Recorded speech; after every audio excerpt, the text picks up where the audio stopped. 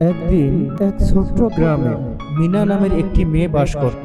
তার একটি পোষা ছাগল ছিল যার নাম ছিল বাদামি। মিনা আর বাদামি ছিল একে অপরের খুব ভালো বন্ধু। তারা গ্রামের সবুজ মাঠগুলোতে একসাথে ঘুরে বেড়াতো আর খেলতো।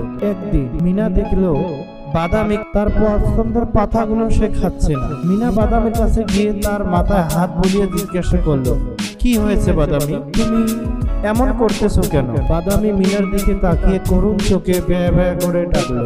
মিনা বুঝতে পারলো না বাদামি কি হয়েছে। তখন মিনা গ্রামের সবচেয়ে জ্ঞানী বৃদ্ধের কাছে গেল।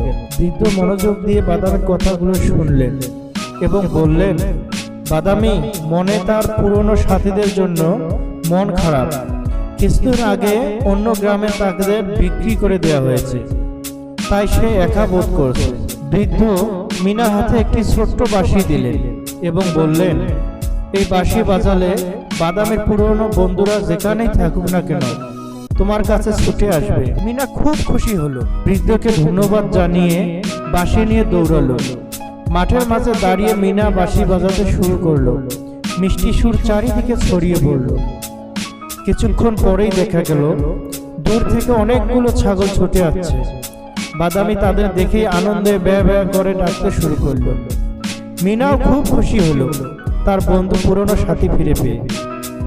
তারপর থেকে মিনা রোজ সেই বাঁশি বাজাতো আর বাদামি তার বন্ধুর সাথে গ্রামের মাঠে খুশিতে ঘুরে বেড়াতো। মিনা বুঝতে পারলো বন্ধুদের ভালোবাসা আর একসাথে থাকার আনন্দটাই আসল।